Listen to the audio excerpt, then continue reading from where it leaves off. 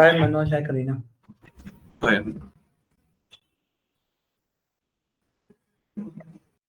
Start करते हैं फिर। मॉर्निंग से मेरे इधर लाइट ही नहीं है। अरे अभी मैं फ्रेंड के इधर आया, पहले 4 बजे तक का था इनका एस्टिमेट। हाँ, और अभी तक आई नहीं है। हाँ, दिल्ली में रहते हो ना? नहीं नहीं नहीं, मैं भोपाल में रहता हूँ। यहाँ पे भोपाल में? हाँ हाँ। अच्छा, ऐसे करता हूँ।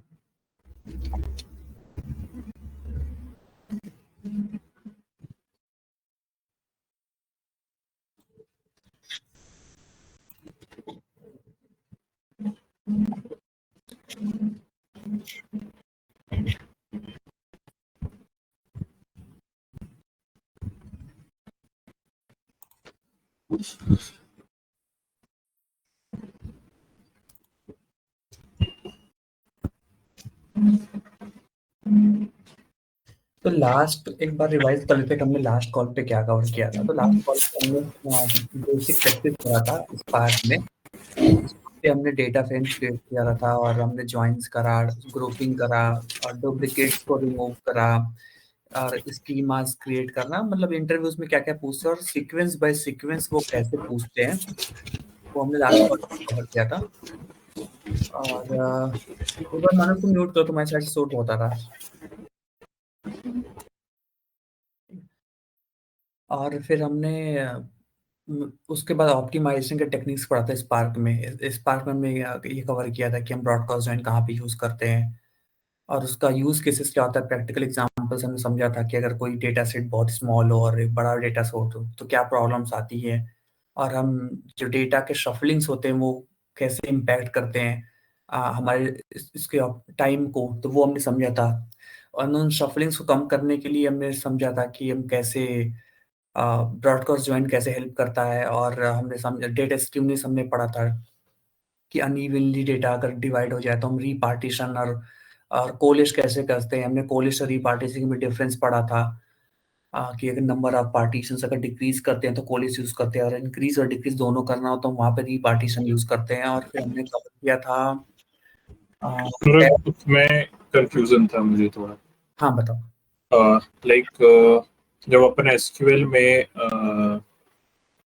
आई थिंक रो नंबर एक फंक्शन होता है उसमें, हाँ, एंड वो किसी पर्टिकुलर एक लाइक कॉलम में ही लगता है या मल्टीपल कॉलम्स में लगा सकते हैं अपन पार्टीशन बाय? मल्टीपल कॉलम से भी लगा सकते हो, कितने ओके। भी कॉलम से भी लगा सकते हो। हाँ, वो पार्टीशन बाय का जो कॉन्सेप्ट है वो बस इतना है कि तुम्हें इनके बेस पे पार्टीशन करना है, मतलब एक विंडो क्रिएट करना है।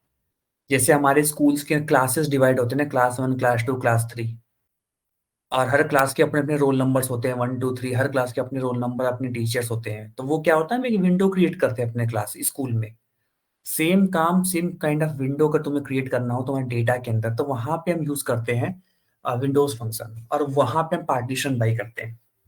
अगर तुम पार्टीशन बाई यूज करोगे तो वो हर क्लास या जिस भी की के बेस पे तुम पार्टीशन करोगे वो हर की को विंडो के बेस पे विंडो क्रिएट करता है। अगर तुमने नहीं किया, अगर तुमने कोई क्लास डिफाइन ही नहीं करा, उसके अंदर कोई कॉलम डिफाइन नहीं करा, तो क्या होगा, वो पूरे टेबल को ही पूरा कंसीडर कर लेता है कि ये पार्टीशन है। तो बाय डिफॉल्ट वो सारे कॉलम्स पे पार्टीशन कर देता है, तो कंप्लीट टेबल पे नंबरिंग दे देता है 1 2 3 4 5, मतलब जो भी नंबर देना पड़ता है। ठीक है, ये डिफरेंस। सेकंड ये था कि लाइक जैसे पाइस्पार्क में आई थिंक रेंज और डेफ एक और कुछ था, लाइक मेरे को याद नहीं आ रहा। डेफ रेंज था क्या फंक्शन जो थे इसमें? कौन सा फंक्शन, एक बार मुझे बताना एग्जांपल किसके लिए यूज हो रहा था। रो नंबर था एक पाइस्पार्क में, हाँ, है ना। दूसरा एक और रेंज था शायद। Dense rank. डेंस हाँ रैंक। हाँ, रैंक एंड डेंस रैंक। हाँ ओके। सो इसमें रो नंबर में लाइक अगर फॉर एग्जांपल सेम एलिमेंट उसको मिलता है, हाँ। ठीक है, तो वो लास्ट में जो कॉलम क्रिएट करेगा, विंडो क्रिएट हम्म, करेगा, उसमें वो सीरीज में ही काउंटिंग दे रहा है। वो 1 2 3 4 5 6 अगर उसको 1 और 2 सेम एलिमेंट मिलते हैं, हाँ। तो यहाँ पे फाइंड आउट कैसे करेंगे कि ये डुप्लीकेट रिकॉर्ड है ये? मेरा एक कंफ्यूजन वहां पे हो रहा था। मैं एग्जांपल बता रहा हूँ। मान लो तुम्हारे पास कोई टेबल है, उसके अंदर रिकॉर्ड पड़ा है, मान लो 100 है, फिर 100 है। चेंज कर दो।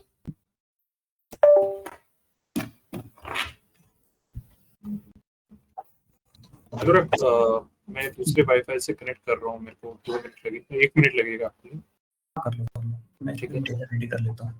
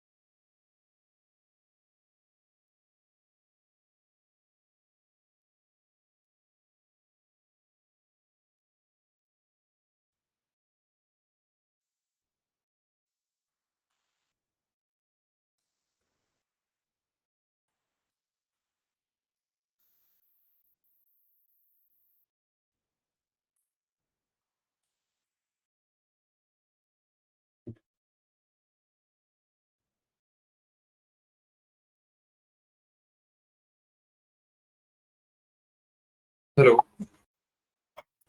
यस, आ गए। हम्म। मैंने डेटा रेडी कर लिया।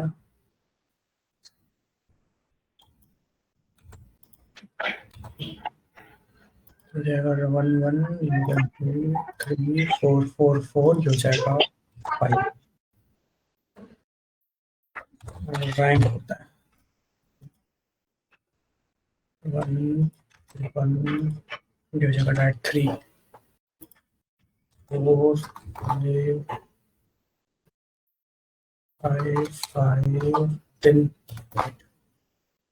ये हमने कल एग्जांपल लिख लिया था। और वैसे मैं भी इसको और डिटेल में कवर करूंगा, बट वैसे अभी तुम्हें रेफरेंस के लिए बता देता हूँ कि रो नंबर क्या करेगा। ये पूरा प्रॉपर सीक्वेंस दे देगा ना, 1 2 3 4 5 6 7 8 है। बट डेंस रैंक क्या करेगा? डेंस रैंक ऐसा करता है कि यहाँ पे पहला दूसरा रिकॉर्ड सेम है, तो वो क्या करेगा, दोनों के एक ही नंबर देता है 1 1। जैसे इसको डिफरेंट नंबर मिलेगा उसके लिए फिर नेक्स्ट रैंकिंग दे देता है 2 3 फिर इसको तीनों फिर से मिलेगा सेम 4 4 4, तो तीनों को 4 देगा। फिर फिफ्थ मिला तो उसको इसने नेक्स्ट रैंकिंग दिया, 4 के बाद नेक्स्ट रैंकिंग था 5, तो इसने 5 दे दिया। ठीक है। और रैंक क्या करता है, रैंकिंग देता है ये। अगर ये तीसरे प्लेस पे आया है तो ये इसको रैंकिंग 3 देगा, बट ये दोनों एक ही नंबर है तो उन दोनों को एक ही वो रैंकिंग रखेगा, 1 1 रखेगा, क्योंकि सेम मैच कर गया है। फिर 4 है, उसके बाद जैसे फिर तीसरा आया फोर्थ प्लेस पे, इसको रैंकिंग दे दी इसने 4, फिर 5, फिर अभी तीनों मैच कर गया तो सबकी रैंकिंग सेम होगी 5 5 5। बट ये फिफ्थ कहाँ पे आ रहा है, 8th पॉइंट पे आ रहा है, तो इसको रैंकिंग देता है 8। ये डिफरेंस होता है। ये ऐसे एग्जाम्पल। अनुराग, इसमें समझ में आ रहा है डेंस रैंक एंड रैंक में इफ डुप्लीकेट्स रिकॉर्ड्स हैं तो सेम उनकी रैंक होगी, ठीक है। हाँ, बट रो नंबर एक्चुअली कैसे फाइंड आउट कैसे करेंगे, या तो मैं या तो गलत कंफ्यूज हो रहा हूँ यहाँ पे। मतलब मेरा क्वेश्चन ये है, रो नंबर पे यहाँ पे फाइंड आउट कैसे करेंगे डुप्लीकेट रिकॉर्ड्स, क्योंकि सब तो सीरीज में ही है, 1 2 3 पार्टीशन 4 5 बाई। 6 7 8। हाँ, पार्टीशन बाई जब हम यूज करते हैं ना, उस केस में हम रो नंबर के साथ करते हैं, वो इस रीजन से करते हैं, उसके पीछे मैं तुम्हें बताऊँ। जब हम पार्टीशन बाई कर लेंगे इसके आईडी में, फॉर एग्जांपल अगर आईडी के बेस पे तुम पार्टीशन कर रहे हो, ठीक है, तो उस केस में क्या होता है कि हर हर की के बेस में ये अपना रैंकिंग दे देता है। जैसे मान लो कि यहाँ पे मैं लिखता हूँ अलग से रो नंबर, कैसे चलेगा।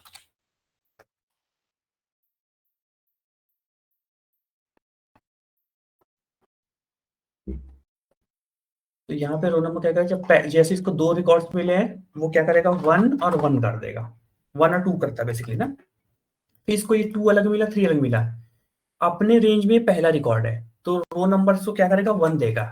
3 अपने रेंज में अकेला है तो इसको भी 1 देगा। 4 के बाद 3 आ गए तो पहले वाले को 1 देगा, फिर 2 देगा और फिर 3 देगा। 5 अकेला है तो ये 1 देगा।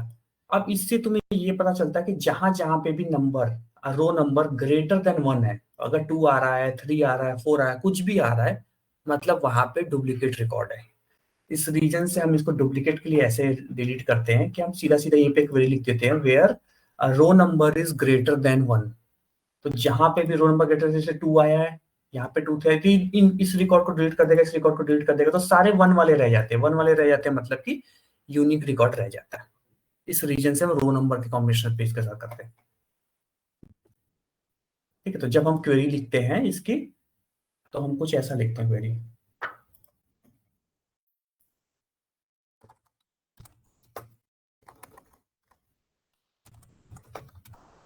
के बाद हम रो नंबर लगा देते हैं। बस यहाँ पे पार्टीशन बाई हमें कॉलम का नेम देना पड़ता है। अगर हमें आईडी के बेस पे करना है, एम्प्लॉय आईडी, तो हम उसको कॉलम का नेम दे देते हैं। और ऑर्डर बाई हम कुछ भी कर दो, सेम हम आईडी कर देते हैं। अब हम दे दिया RN फ्रॉम टेबल नेम, इसको तुमने यहाँ पे डाल दिया CTB में। यहाँ पे ये बाय डिफॉल्ट असेंडिंग लिखा है ना। हाँ, बाई डिफॉल्ट असेंडिंग होता है, यस। अब तुम इसको सेलेक्ट अगर करोगे, TT where RN is greater than 1, अगर तुम सेलेक्ट करोगे तो तुम डेटा देख सकते हो। पहले वेरीफाई कर लेते हैं, फिर सेलेक्ट स्टार को हटा के हम इसको डिलीट पे क्लिक कर देते हैं। ओके, हाँ, ये भी होता है। ठीक है। एंड यहाँ पे डेंस रैंक एंड रैंक नहीं होता सीक्वल में, यहाँ पे सिर्फ रो नंबर होता है। नहीं होता है ना, हाँ, डिलीट डेटा डिलीट करने के लिए हम वो बाकी डेंस रैंक और उनको यूज नहीं करते, रैंक को यूज नहीं करते हैं, क्योंकि नंबर कई बार स्किप कर देते हैं। ये पीछे मेन रीजन होता है। और सबसे बड़ी बात होता है कि वो हर की बेस पे ना यूनिक रिकॉर्ड नहीं बनते। फॉर एग्जांपल मैं तुम्हें इसी के समझाऊं, अगर डेंस रैंक क्या करेगा, पार्टीशन बाय तुम डेंस रैंक कर रहे हो ना, तो डेंस रैंक इसको पार्टीशन तो 1 करेगा, बट नेक्स्ट को वापस से 1 पाएगा ना, तो उसको दोनों को 1 1 कर देगा। ये नेक्स्ट नंबर नहीं देगा, ये 2 नहीं देगा इसको डेंस रैंक। तो फिर दोनों रिकॉर्ड डिलीट हो जाएंगे।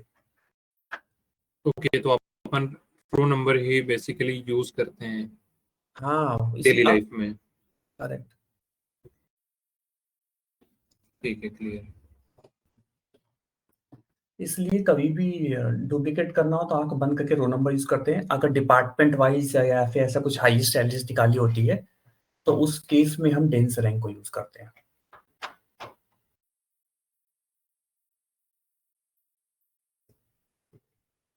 समझ गए? या मैं यहाँ पे लिख दूँ टेंस रैंक कैसा आएगा? नहीं, वो डेंस रैंक और रैंक मेरे हिसाब से आप जैसा कि बता रहे हैं वो फ्रिक्वेंटली इतना यूज नहीं होता है। नहीं, बहुत ज़्यादा यूज होता है, बहुत ज़्यादा यूज होता है। डेंस रैंक भी, और रैंक कम यूज होता है, यस, बट रो नंबर और डेंस रैंक ये दोनों बहुत ज़्यादा यूज होते हैं। तो फिर मनुष इसमें ऐसा अपन कर सकते हैं कि पहले हम लोग सीक्वल कवर कर ले, बिकॉज ये सब भी काफी कॉम्प्लिकेटेड टॉपिक है, डेंस रैंक रैंक, बिल्कुल। क्योंकि इसका भी मेरे को लगता है आगे तो यूज है ही। आप जो भी टॉपिक करवा रहे स्पार्क में भी काफी यूज था। हाँ, और सीक्वल तो बेस है, अगर डेटा में जाना तो सीक्वल तो चाहिए तुम्हें, बेसिक क्योंकि सा। बेसिक सीक्वल तो आता है, फिर ये जो आपका एडवांस हो जाता है ना, उसमें काफी प्रॉब्लम हो जाती है। ठीक है, नेक्स्ट क्लास पे फिर सीक्वल करें। आज AWS से कंपोनेंट्स एटलीस्ट स्टोरेज वाले कंप्लीट कर देते हैं, क्योंकि स्टोरेज में ज़्यादा सीक्वल का डिपेंडेंसी नहीं है। स्टोरेज ठीक है। मतलब जो हमने EC2 इंस्टेंस क्रिएट करना है, एटलीस्ट वर्चुअल मशीन क्रिएट करना, वो रेडी कर लेते हैं। और नेक्स्ट क्लास पे फिर हम कर लेते हैं सीक्वल, फिर मैं आपको सब क्वेरी क्वेरी ये सब बता दूंगा, है ना? ये नॉट इन कंडीशन से सर को बता दूंगा मैं।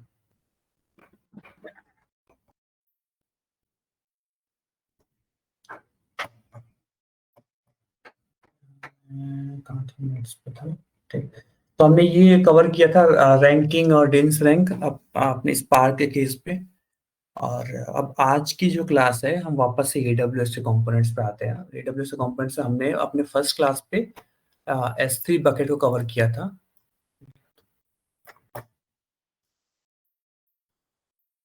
S3 बकेट तो बहुत बेसिक सा टॉपिक है, बट हाँ, S3 बकेट में क्या हमने इम्पोर्टेंट क्वेश्चन, हमने टॉपिक क्या कवर किया था कि हम लाइफ साइकिल रूल्स कैसे क्रिएट कर लेते हैं। लाइफ साइकिल रूल्स का मैंने एग्जांपल बताया था कि मल्टीपल लेयर्स होते हैं S3 के अंदर आर्काइविंग करने का। तो हम उसके अंदर एक रूल लगाते थे कि 30 डेज अगर क्रॉस हो तो फिर डेटा नेक्स्ट स्टोरेज पे चला जाए, उसके बाद और 30 डेज हो या कुछ भी टाइम डिसाइड कर देते, उसके बेस पे नेक्स्ट साइकिल जाए, जिससे हम कॉस्ट कटिंग करते हैं। और हमने एक टॉपिक में कवर करता हूँ इसमें आज S3 पे। जनरली लाइफ साइकिल पॉलिसी लगाने के बाद डेटा डिलीट हो जाती है ना उतने नंबर ऑफ डेज के बाद। यस, या तो तुम डिलीट कर दो डेटा को डायरेक्ट लाइफ साइकिल यूज से, बट नॉर्मली हम डिलीट नहीं करते, हम आर्काइव करते हैं। और आर्काइव करने के लिए जो जनरल जनरल पर्पस सबसे कॉस्टली ही होता है स्टोरेज S3 के अंदर। हालांकि ऐसी बहुत चीपर है, बट उस चीपर के अंदर भी सबसे ज्यादा कॉस्टली जनरल पर्पस होता है।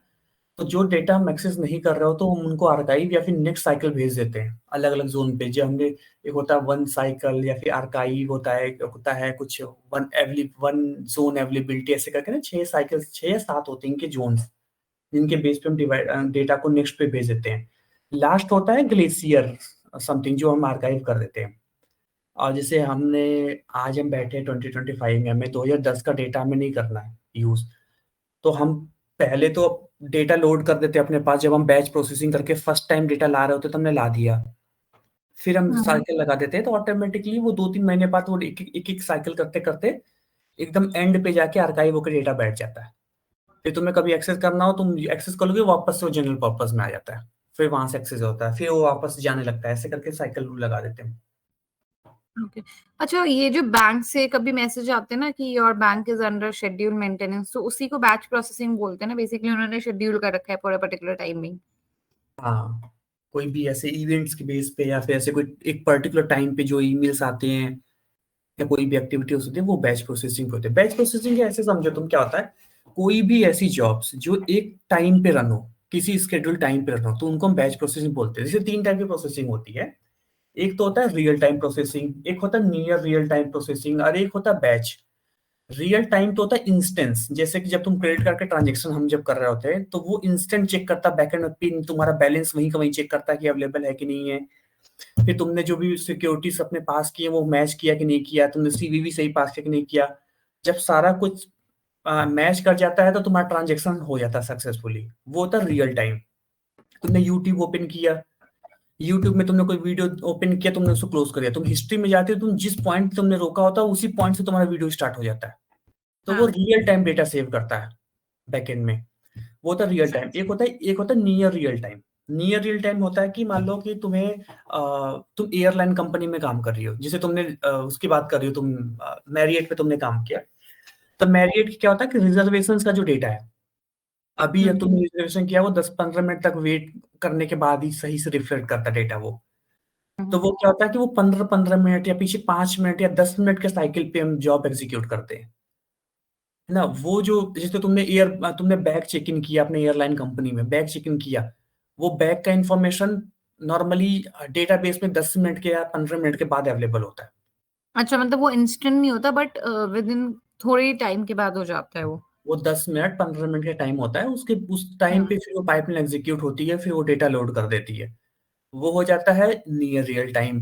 बैच प्रोसेसिंग क्या होता है, जब मैं कल का डेटा आज लेकर आऊंगा, आज पूरे दिन ट्रांजेक्शन हुआ, फिर रात में मेरी पाइपलाइन एग्जीक्यूट हुई, अब वो सुबह से मैंने सारा डेटा अपने डेटा वेयर हाउसिंग पे लोड करना है, ताकि जो रिपोर्टिंग है वो रिपोर्टिंग चल पाए। रिपोर्टिंग नॉर्मली डे-1 पे चलती है, मतलब अगर आज तुम कोई रिपोर्ट एक्सेस कर रहे होगे, वो रिपोर्ट में कल तक का डेटा होता है, एकदम अप टू डेट डेटा नहीं होता है, वो होता है बैच प्रोसेसिंग।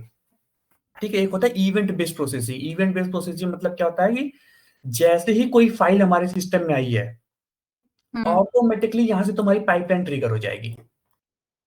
वो जो पाइपलाइन ट्रिगर होती है तुरंत इंस्टेंट, ये पाइपलाइन ट्रिगर होगी, वो सारा उसके बाद जो तीनों हमारे लेयर्स होते हैं ना, रॉ जोन, फिर डेटा जाएगा तुम्हारे क्यूरेटेड जोन में, फिर क्यूरेटेड जोन के बाद ही जाएगा कंजम्पशन जोन में, और फिर यहाँ पे हमारे पास पावर बीआई में डेटा अवेलेबल हो जाए। ये जो है पाइपलाइन होता है, ये किसी टाइम पे शेड्यूल नहीं है, ये वेट कर रहा होता है फाइल को आने का, कि जैसे ही फाइल आएगी ऑटोमेटिक सारी पाइपलाइन एग्जीक्यूट हो जाती है। इनको बोलते हैं, हम लोग एयरफ्लो डैग रन करते थे ना, तो हमें जैसे कभी होता था डेली फाइल्स मिल रही है, मंथली फाइल्स मिल रही है, तो वो क्या होता था एग्जैक्टली मतलब बैच प्रोसेसिंग है। बैच प्रोसेसिंग है। हाँ, डेली वाला भी बैच प्रोसेसिंग में ही कंसिडर होगा? हाँ, डेली है, डेली भी अभी तुम जो जॉब एग्जीक्यूट होता है, वो अल्टीमेटली तो कल तक का डेटा ला रहा होता है, अच्छा। तो वो बैच प्रोसेसिंग में आता है। तो तुम्हें और इवेंट बेस्ड प्रोसेसिंग क्या होता है, जिसपे कभी भी फाइल, जैसे अब मैं तो बताता हूँ इवेंट बेस्ड कैसे होता है। अभी हमने कल एससी बकेट बनाया था, हमने यहाँ पे, मैंने क्या किया कि अपने एससी बकेट के प्रॉपर्टीज में जाके मैंने यहाँ पे ट्रिगर कर दिया कि जैसे ही मेरे पास फाइल आती है,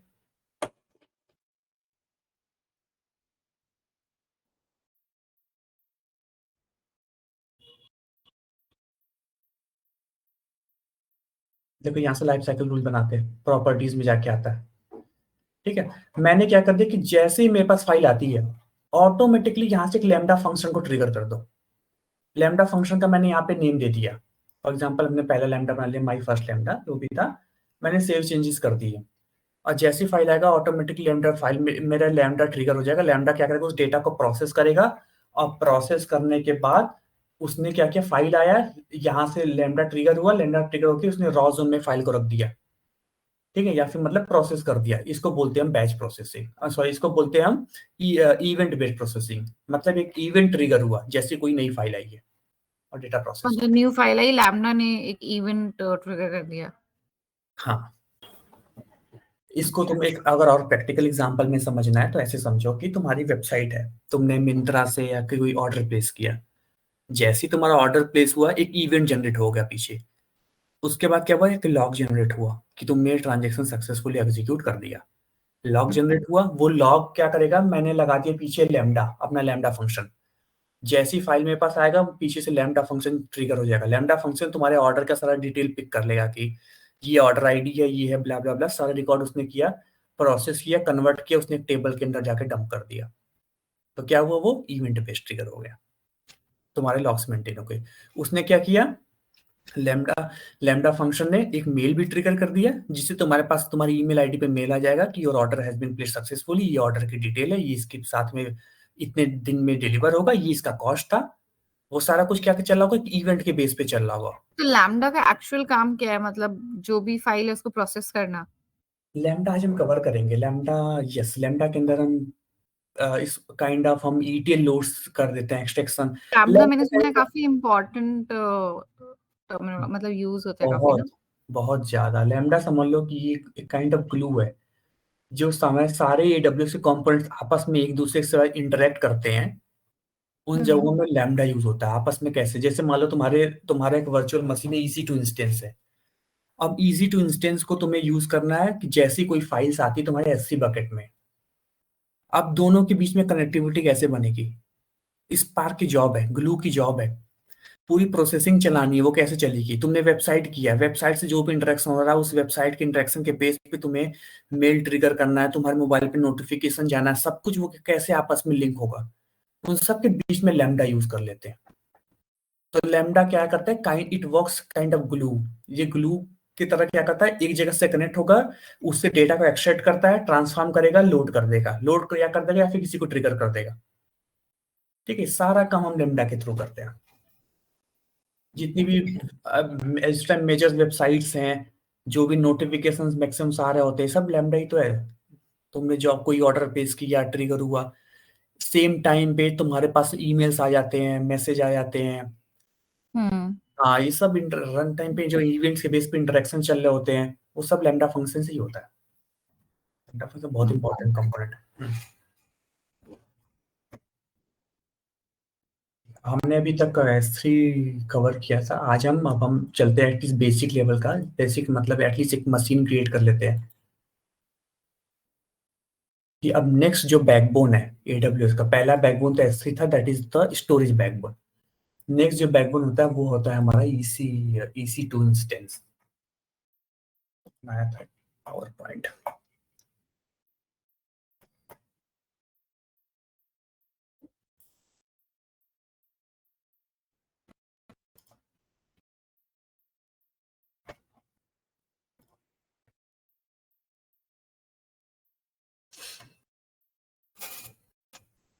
नेक्स्ट आता है EC2 इंस्टेंस। EC2 इंस्टेंस को तुम ऐसे समझो, ये कुछ भी नहीं है, हमारा वर्चुअल मशीन है। अब तुमने क्लाउड पे कोई भी काम करना हो, एक तुम्हें लैपटॉप तो चाहिए। जैसे हम अभी कुछ भी अपने सिस्टम पर कोई भी काम करते हैं, हमारे पास एक लैपटॉप है, लैपटॉप के अंदर हमारे पास CPU है, CPU के अंदर हमारा एक हमारा एक OS है। जैसे तुमने अभी हम विंडोज यूज करते हैं, मैक यूज करते हैं, उबंटू यूज करते हैं, लिनक्स करते हैं, कुछ भी करते हैं, हमारे पास एक OS है, तो हमारे पास एक लैपटॉप तो चाहिए। सेम काम होता है EC2 का। EC2 is a kind of virtual cloud based virtual machine. इसको तुम ऐसे भी समझ सकती हो कि मान लो मेरा लैपटॉप है, मैंने अपने लैपटॉप को क्या किया, मेरा लैपटॉप बहुत हैवी, मैंने 16 GB का रैम लगा दिया और इसके अंदर मैंने मतलब 2 TB का स्पेस कर दिया।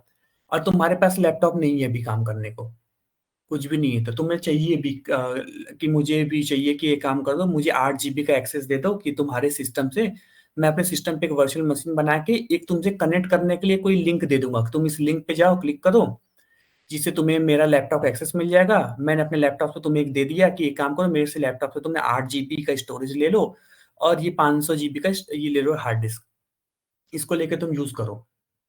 तो इसको क्या बोलोगे, तुम्हारे पास एक क्लाउड बेस्ड वर्चुअल मशीन, तुम्हें क्लाउड बेस्ड एक लैपटॉप मिल गया। सेम काम हम करते हैं EC2 का इंस्टेंस। EC2 इंस्टेंस से सेम वही होता है। एक हमें वर्चुअल मशीन्स मिल जाता है जिसके अंदर हमारे मल्टीपल टाइप्स के होते हैं, जैसे जनरल पर्पस होता है, कंप्यूट ऑप्टिमाइज, मेमोरी ऑप्टिमाइज या GPU स्टेस।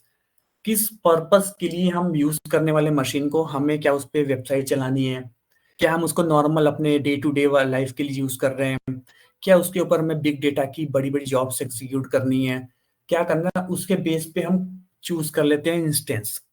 और इसके बैकएंड में हम चूज करते हैं हमें कौन से ऑपरेटिंग सिस्टम को यूज करना है, जैसे विंडोज करना है, मैक करना है, लिनक्स करना है, वो सब चूज करके हम पूरा वर्चुअल मशीन कर इस्टेब्लिश कर लेते हैं। तो कैसा होता है मैं एक बार दिखाता हूँ क्लाउड।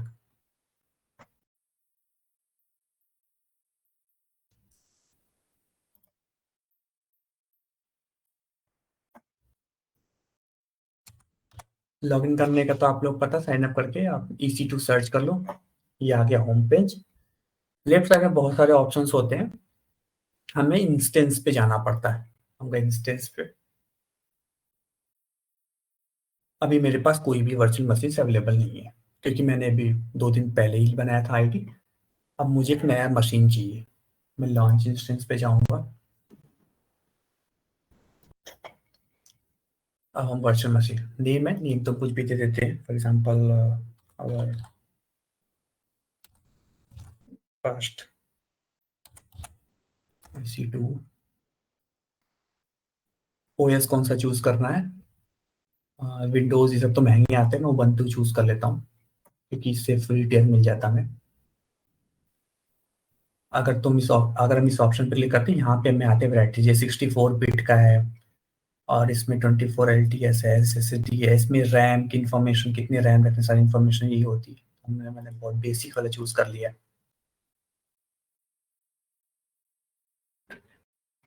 इसके अंदर इंस्टेंस टाइप क्या रखने, इंस्टेंस टाइप से मेरे पास है 1 GB की मेमोरी है और एक CPU है, करंट रो है।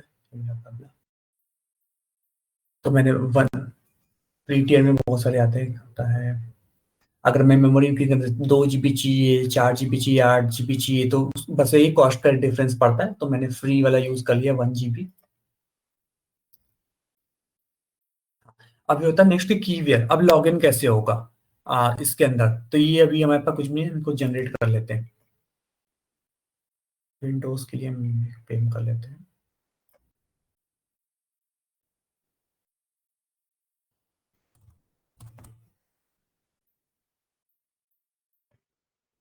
फाइल्स आ जाती लॉगिन का। इसके अंदर SSH की यूज होते हैं, जिस SSH की के बेस पे हम लॉगिन करेंगे।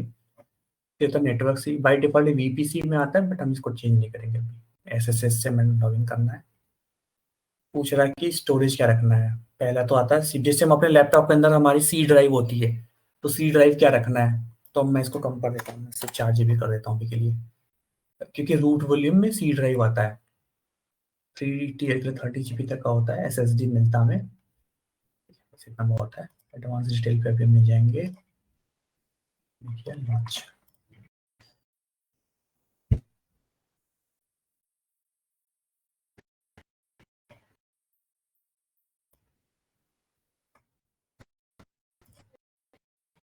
ही कर लेते हैं।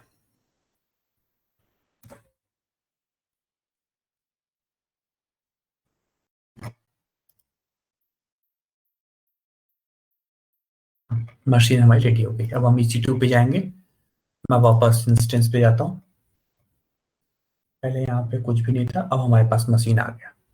बस अब हम इसको यूज करना स्टार्ट करते हैं। अब कैसे इसको हम कनेक्ट करते हैं, कनेक्ट करने के लिए तुम अपने लैपटॉप पे भी, हमारे पास CMD के अंदर भी हम नॉर्मली वो ऐसे कमांड्स होते हैं, SSH के कमांड्स हम एग्जीक्यूट करके यहाँ से भी कर सकते हैं, क्योंकि जो फाइल डाउनलोड हुई है इस फाइल के अंदर SSH के कीज होती है।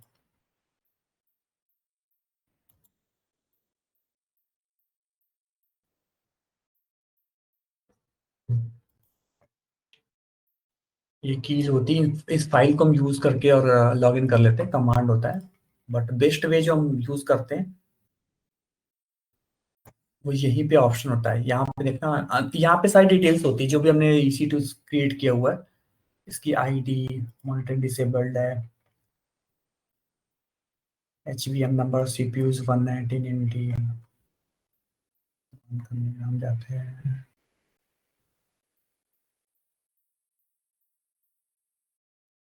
ये क्लाउड वॉच अभी हम पढ़ेंगे क्लाउड वॉच क्या होता है। किया कनेक्ट पे click, SSH client, session manager पे क्लिक किया।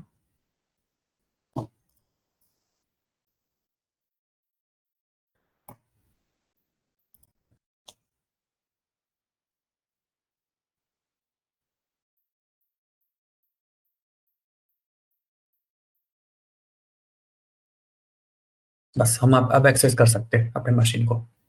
अगर विंडोज होता तो यहाँ पे विंडोज बन के आया था। अब वही अपने जैसे हम अपने सिस्टम पे यूज करते हैं स्टार्ट बटन और ब्ला ब्ला ब्ला, अभी हमने उबंटू यूज किया तो उबंटू का सिस्टम आ गया। तो बस ये होता है वर्चुअल मशीन क्रिएट करने का। ये हमें नहीं करना पड़ता। नॉर्मली जॉब पे हमारे पास डेवऑप्स टीम हमें क्रिएट करके देती है, और हमें हमेशा नाम मिलता है कि कौन सा इंस्टेंस कौन से पॉइंट पे यूज करना है। जैसे हम डेव के लिए कौन सा इंस्टेंस यूज करते हैं, और QA के लिए, डेव के लिए, सबके पीछे पीछे अपनी VPC की सेटिंग्स होती है, उनके बेस पे हमें यूज करना पड़ता है। बट अभी हमारे प्रैक्टिस के लिए एक तो क्रिएट करना पड़ेगा, इसलिए मैंने एक बता दिया। मतलब प्रोजेक्ट के पर्सपेक्टिव से जैसे इसका क्या रोल होता है, मतलब कोई भी मान लो बिजनेस रिक्वायरमेंट आया है, ठीक है, ट्रांसफॉर्म करना है, एक्सट्रैक्ट ट्रांसफॉर्म एंड लोड वाला ETL का ही, तो फिर इसका क्या रोल है इसमें। इसका रोल ये है कि कंप्यूट तुम्हें कहाँ से मिलेगा। S3 में तुमने डेटा लोड कर दिया, बट अल्टीमेटली तुम्हें कोई पीछे कंप्यूट पावर तो चाहिए होगा जिसके ऊपर ये लोड चलेगा। तुम्हें पाइथन का कुछ कोड चलाना है, पीछे तुम्हें अगर EMR चलाना, फॉर एग्जाम्पल स्पार्क चलाना हो, तो स्पार्क के लिए क्या होता है, हम EMR यूज करते हैं, बट EMR के पीछे क्या होगा, EC2 इंस्टेंस चल रहा होता है। और हाइव चलाना, तुम्हें हाइव के पीछे अगर तुम्हें हाइव इंस्टॉल करना हो या फिर बिग डेटा प्रोसेसिंग का और भी कोई कंपोनेंट्स यूज करना हो, तो उसके अंदर हम EC2 इंस्टेंस करते हैं। वेबसाइट बनी है, वेबसाइट्स के लिए रिलेटेड तुम्हें कुछ चलाना हो तो वो हम क्या करेंगे, फिर वहां पे हम EC2 इंस्टेंस यूज करते हैं, क्योंकि यही तो देता है हमें कंप्यूट पावर पूरा। जैसे डेटा ब्रिक्स में हम लोग क्रिएट कर रहे थे लाइक दैट देखो, वर्चुअल। कोई वेब एप्लीकेशन रन करना, EPE रन करना हो, तुम्हें डेटाबेस होस्ट करना हो, पीछे कोई एनालिटिक्स के पीछे वर्क करना हो, तुम्हें SQL सर्वर को चलाना हो। अगर मान लो तुम्हें SQL सर्वर का डेटाबेस चाहिए, तो उसके पीछे तुम्हें कोई मशीन तो चाहिए होगा होस्ट करने के लिए। वो सब कैसे चलेगा, ML के ऑपरेशन चलाना, AI के मॉडल चलाना हो, सबके पीछे EC2 इंस्टेंस होता है। EMR है, EMR के पीछे EC2 इंस्टेंस। ये सारा, जैसे कि हम एज्योर, याद है हम जब एज्योर पढ़ रहे थे तो हमने वहां पे VM के बारे में डिस्कस किया था। डेटाबेस के अंदर जब हमने कंप्यूट बनाया था, कंप्यूट के पीछे क्या था, VM था, एज्योर मशीन। सेम इसके अंदर क्या होता है, EC2 इंस्टेंस होता है। ओके, तो ये बस S3 के अंदर, मतलब AWS के अंदर ही होता है ना ये? हाँ, ये AWS के अंदर होता है।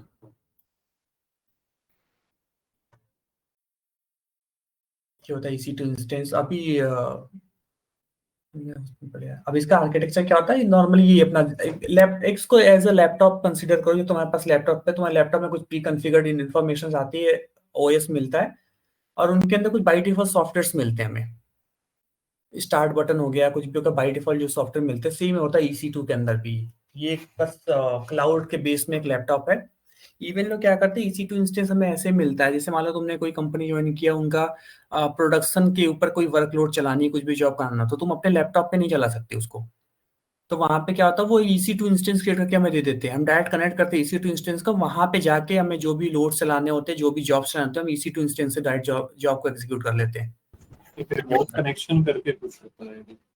हाँ, रिमोट कनेक्शन होता है इसके अंदर। इसको कनेक्ट करने का मैंने एक वे बताया भी कनेक्ट करने का, जिसपे डायरेक्ट हम क्लिक करके SSH के थ्रू कनेक्ट करते हैं। अदरवाइज हम कमांड प्रॉम्प्ट से और कमांड से एग्जीक्यूट करके फिर हम जाके कनेक्ट कर लेते हैं, और वहां पे हम कमांड से एग्जीक्यूट करके और लोड करते हैं। मान लो हाइव भी चलाना तुम्हें, तो तुमने EC2 स्टार्ट किया, उसके अंदर हाइव लिख दिया, हाइव के बाद हाइव का डेटाबेस आ जाएगा। SQL सर्वर का डेटाबेस चलाना, SQL सर्वर तुम वहीं से एक्सेस कर सकते हो। वो सारा कुछ EC2 इंस्टेंस के थ्रू होता है।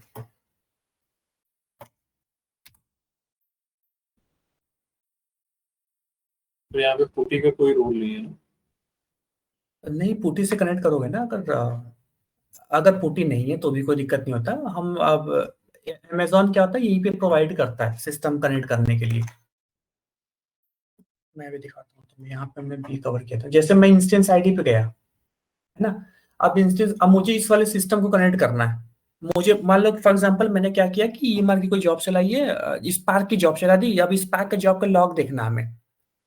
वो लॉग तुम कैसे देखोगे, तुम्हें कनेक्ट तो करना पड़ेगा। वो कनेक्ट कैसे करोगे, या तो तुम यहाँ या तो पुटी के अंदर जाके, और वो इसका जो इंस्टेंस, जो भी इनकी आईडीज जनरेट होती है ना, आईपी एड्रेस पास करो, और अपना यूजर आईडी और पासवर्ड पास करना पड़ता है इनको कनेक्ट करने के लिए।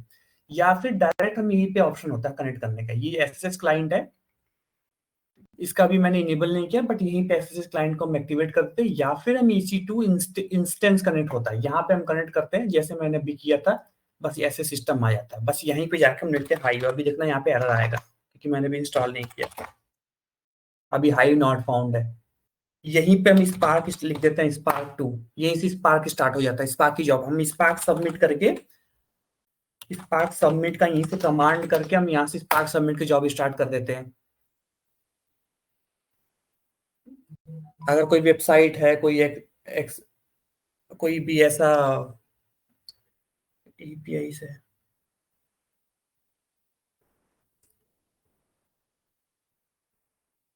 एक मिनट देना ना मुझे, एक मिनट में।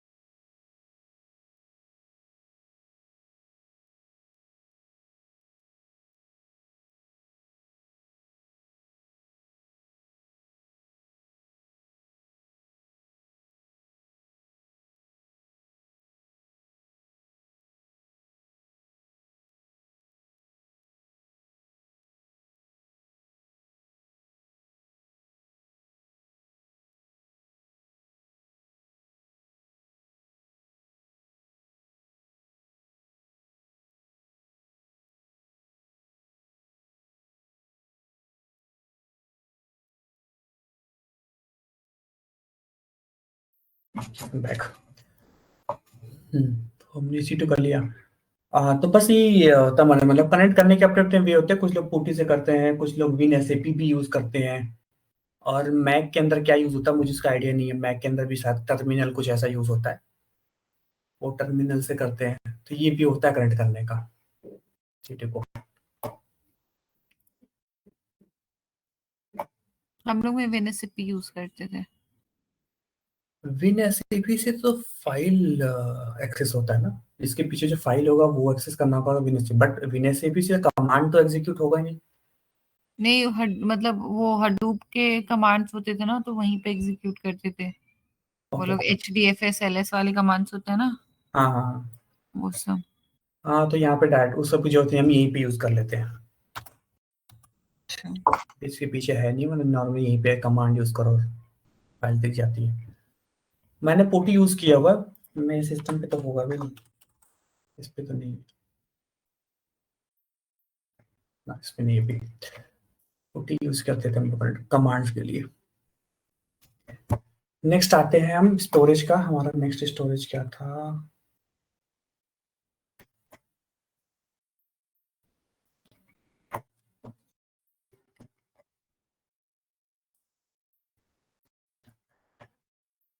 अब हमने अभी तक हमने सिर्फ S3 बकेट किया। S3 बकेट में ऑब्जेक्ट स्टोर था। अब आता है next storage that is called elastic block store, EBS। इस समझ लो तो कुछ ऐसा होता है EBS को कि ब्लॉक स्टोरेज जैसे हमारे पास लैपटॉप समझ लो कि पेन ड्राइव है। अब हमें पेन ड्राइव, अगर हम ऐसे अपने सिस्टम के अंदर SSD या फिर हम पेन ड्राइव वाले कोई ड्राइव हमने लगा दी अपने पास, या कोई पेन ड्राइव यूज कर रहे थे सिस्टम में, तो क्या होता है पेन ड्राइव के अंदर हम एक काइंड ऑफ स्टोरेज है जो हम एक रन टाइम पे किसी अपने लैपटॉप पे प्रोवाइड करते हैं। हम उसकी स्टोरेज को यूज करते हैं, kind of persistent block storage use करते हैं। और उससे हमारा काम हो, जिसके अंदर कोई स्टोरेज करना हो, फॉर बैकअप लेना हो, अगर मान लो लैपटॉप के में हमारे स्टेबिलिटी आ रहा हो, वॉल्यूम साइज इंक्रीज करना हो विदाउट डाउन टाइम, तो वहां पे हम इलास्टिक ब्लॉक स्टोरेज यूज करते हैं।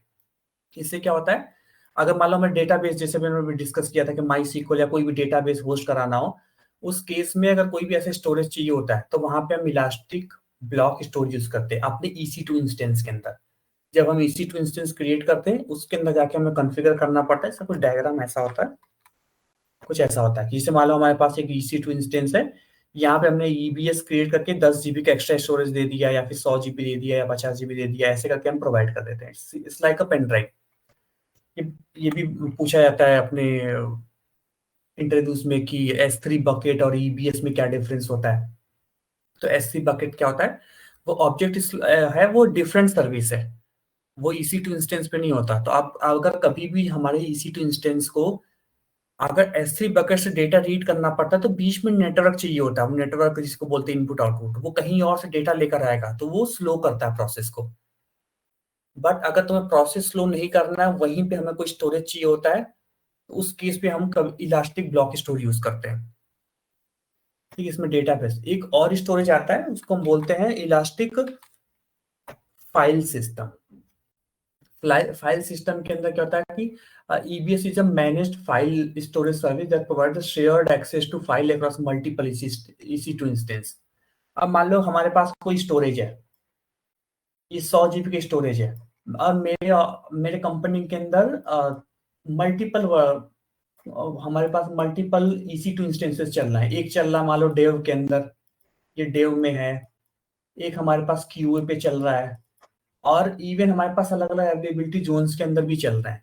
अगर फॉर एग्जांपल एक हमारा मुंबई के रेंज में चल रहा है, क्यूएस के रेंज में चल रहा है, सबके साथ मुझे बाय डिफॉल्ट एक स्टोरेज देना है 50 GB का, जिसके अंदर हमारे बेसिक से फाइल्स होती है। ये 50 GB की हमारे पास स्टोरेज है। अब हम कैसे करेंगे उस केस में, हम क्या करते हैं इलास्टिक फाइल सिस्टम बनाते हैं। एक फाइल सिस्टम बना के और इनको हम इसके ऊपर अटैच कर देते हैं अपने सारे मशीन पे। ठीक है, इसको ऐसे समझो कि हमारे पास गूगल ड्राइव है for example.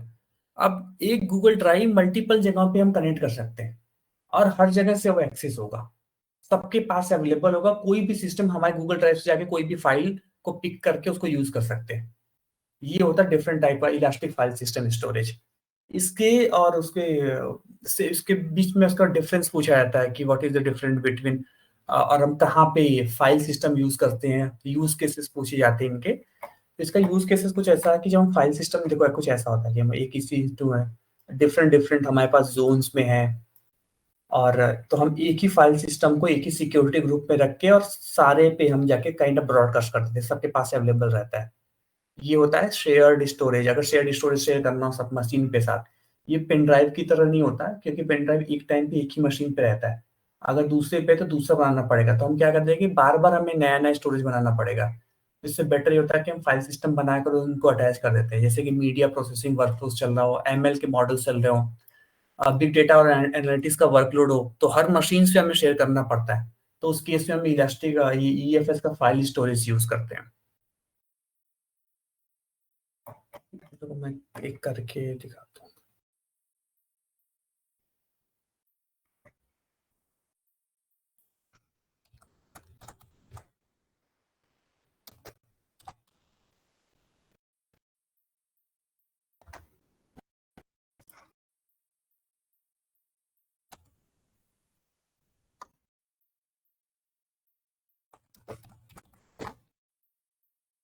Block storage sir EC2 अंदर के अंदर ही होता है।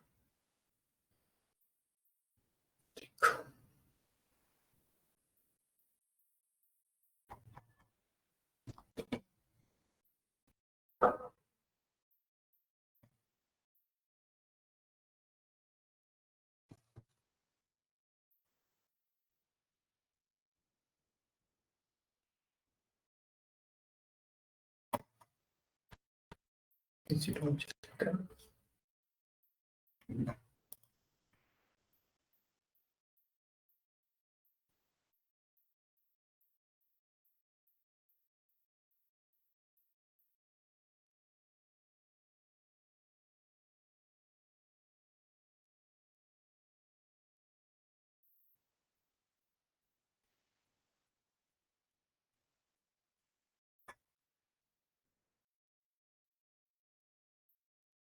स्टोरेज का ऑप्शन होता है।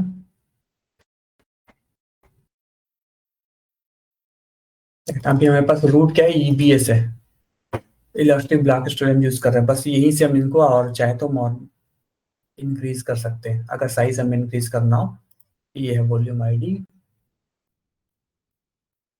मेरे पास 01 है 8 GB का। यहीं से हम जाके और मल्टीपल ब्लॉक स्टोरेज या फाइल सिस्टम स्टोरेज हम कर लेते हैं। तो बेसिकली बैकएंड में हमें EC2 इंस्टेंस को पिक करना पड़ता है, EC2 के अंदर स्टोरेज में जाके, और स्टोरेज में जाके फिर हमें वॉल्यूम आईडी से हम इंक्रीज करते हैं।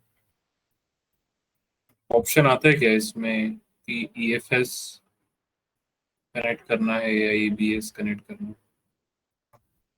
हाँ मैं जैसे EC2 इंस्टेंस, अगर ये बेसिकली क्या था, EBS जो होता है वो हमारा डिपेंडेंट होता है एक पर्टिकुलर फाइल, एक पर्टिकुलर EC2 इंस्टेंस के अंदर। तो इसका ऑप्शन हमेशा इसी EC2 के अंदर जाके स्टोरेज में आता है।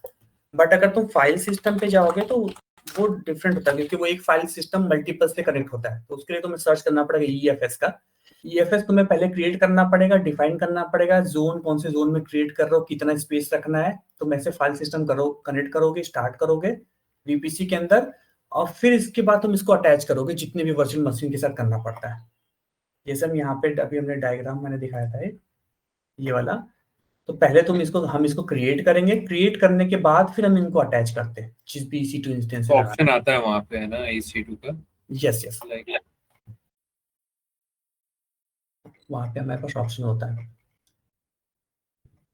क्रिएट करते हैं। तो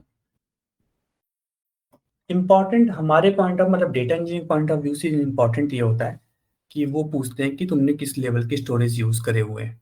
तो हमें बताना पड़ता है कि हमने 3 तरह की स्टोरेज यूज की EC2, मतलब इसके अंदर AWS में हमारा S3 होता है, दैट इज द बैकबोन, जो कि ब्लॉक ऑब्जेक्ट ऑब्जेक्ट होता है, ऑब्जेक्ट वे स्टोर करने का। फिर हमारे पास EC2 से हमें रिलेटेड 2 इंस्टेंसेस मिलते थे, EFS और EBS।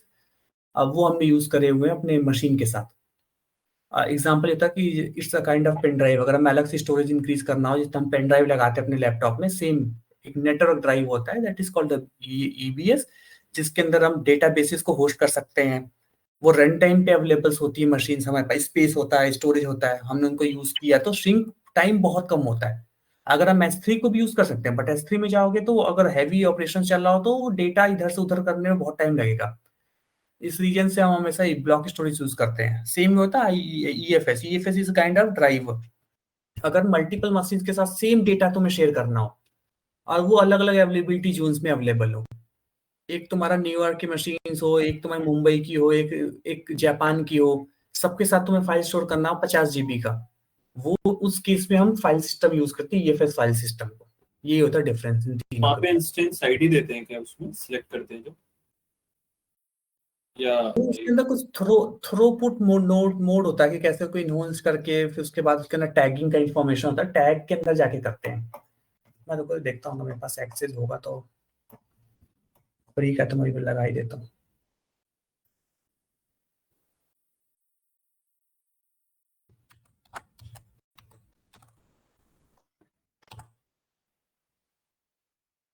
VPC सेम यूज करते हैं।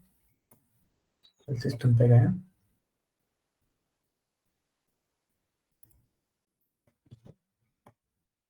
इस पे अटैच का ऑप्शन होता है। Mount पे आया,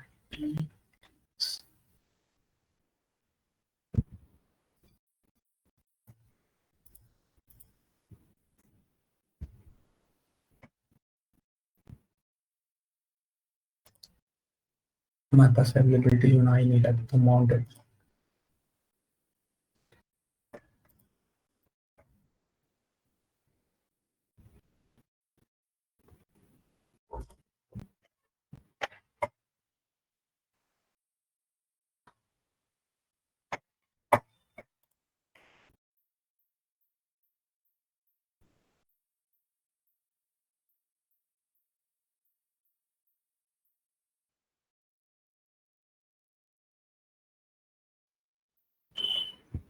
मैं इसको पता, मैंने यूज किया नहीं कभी।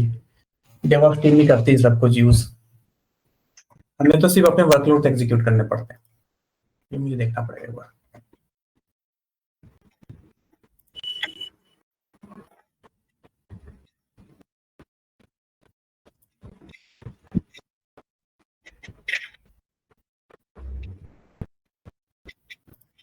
आपने फुल टाइम एजोर में ही वर्क करा है?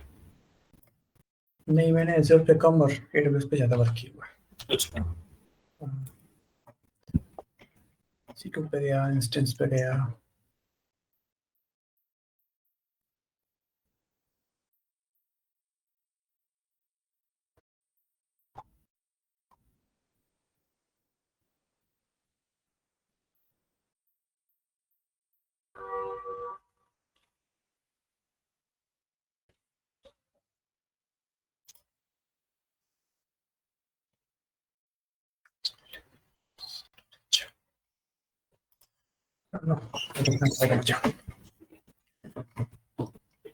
ठीक है, नेक्स्ट टॉपिक पे आते हैं अब हम, that is our lambda function. Lambda function पे आते हैं। लैम्डा फंक्शन क्या होता है? Lambda function is a serverless computing service. वैसे समझो इसका बेसिक एग्जांपल से, अगर मान लो तुम्हें कोई पाइथन का कोड एग्जीक्यूट करना है अपने किसी भी ऑपरेशंस के लिए, कोई भी तुम्हें डेटा प्रोसेस करना हो या कोई भी डिटेल करना हो, उस केस में तुम चाहते हो कि मैं सर्वरलेस वे में अगर हमें उस कोड को एग्जीक्यूट करना हो without worrying about what kind of setup we है। अगर तुम्हें अपने सिस्टम पे करना पड़ेगा, कैसे करोगे? हम उसके लिए पाइथन इंस्टॉल करते हैं, उसके बाद हमें एक हमें चाहिए होगा editor, code editor, visual studio कोई भी, उसके अंदर तुम कोड लिखोगे, फिर डिप्लॉय करोगे, फिर उसको होस्ट करने के लिए हमें सेटिंग चाहिए होता है। वो सब कुछ अवॉइड कर दो। अगर हमें AWS के अंदर कोई भी कोड करना हो तो हमें देते हैं लैम्डा, AWS लैम्डा। मतलब एक सर्वरलेस कंप्यूटिंग कोड है। इंस्टेंस जाओ, अपना कोड लिखो और उसको तुम एग्जीक्यूट करो विदाउट प्रोविजनिंग और मैनेजिंग सर्वर्स। हमें मैटर नहीं करता कि हम कौन सा सर्वर यूज कर रहे हैं, किस लैंग्वेज में कोड लिख रहे हैं, क्योंकि AWS लैम्डा के अंदर अगर तुम जिस भी कोड में तुम्हें सही लगता हो, प्रोफिशिएंट हो, अगर तुम Node.js आता हो, पाइथन आता हो, जावा आता हो, .NET आता हो, किसी भी लैंग्वेज में कोई भी तुम जाके कोड एग्जीक्यूट करके और किसी भी सिस्टम पे कनेक्ट कर सकते हो।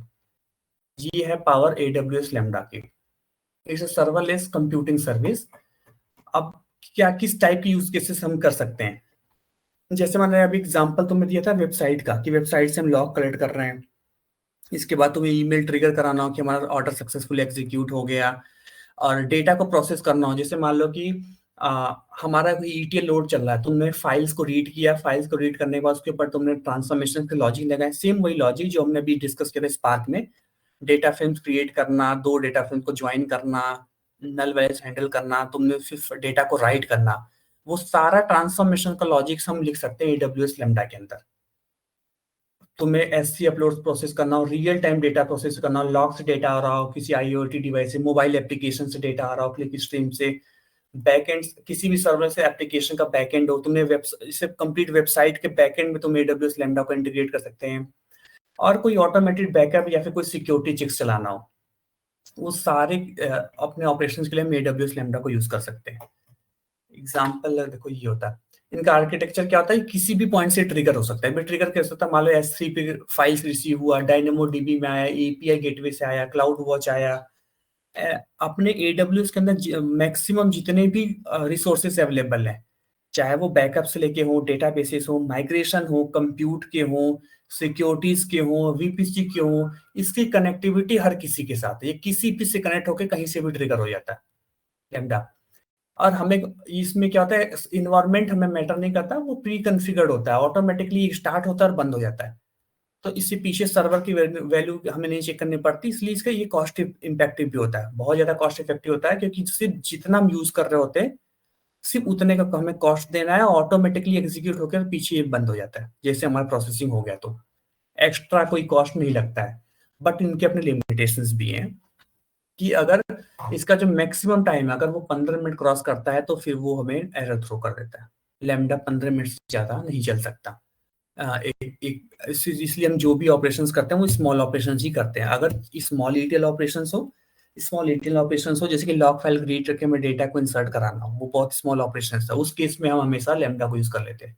बट स्पार्क की जॉब चलानी हो तुम्हें, बिग डेटा प्रोसेसिंग करना हो, जहाँ पे 1 टेराबाइट का फाइल तुम यूज कर रहे हो, जॉब्स चल रही है 1 घंटे 2 घंटे, वहां पे हम लैम्डा को यूज नहीं कर पाते। प्लस इनके मेमोरी के भी एलोकेशंस होते हैं, ये तो 128 MB से मैक्सिमम 10 GB तक का ही मेमोरी हैंडल कर सकता है। और इनका जो स्टोरेज लिमिट होता है वो भी होता है 512 MB, और 10 GB जाता है इंफेरल में, इवन इससे भी कम होता है। हमारी जब डेवऑप्स टीम हमें लैम्डा देती है तो कभी भी पूरा फुल स्टोरेज हमें मिलता भी नहीं है, वो लिमिट कम करके हमको देते हैं 128 GB या मैक्सिमम 200, कुछ जगह तो सिर्फ 99 GB या 100 GB का ही हमें स्टोरेज मिलता है यूज करने के लिए। ये है एग्जांपल जो भी मैंने बताया था कि हमारा मोबाइल एप्लीकेशन है और API गेटवे से कोई भी सर्वर वेबसाइट बना है, यहाँ पे कोई कहीं पे होस्टिंग हुआ है, होस्टिंग होकर हमारे API गेटवे से वो कनेक्टेड है, और यूजर लॉगिन कर रहा है। फॉर एग्जांपल यूजर लॉगिन कर रहा है, तो लॉगिन कर रहा है तो उस टाइम पे अपने यूजर नेम और पासवर्ड पास करेगा। वो वेरीफाई करना कि वो पासवर्ड सही कि नहीं, उसको लॉगिन कराना है कि नहीं, वो ऑटोमेटिक API गेटवे लैम्डा को भेजता है। लैम्डा क्या करेगा, पीछे जाएगा, मान लो यहाँ पे हमारे पास ये डेटाबेसेस है, डेटाबेस को वेरीफाई करेगा, सब कुछ सही है तो लैम्डा इसको बताएगा हाँ करेक्ट है, इसको लॉगिन करना है।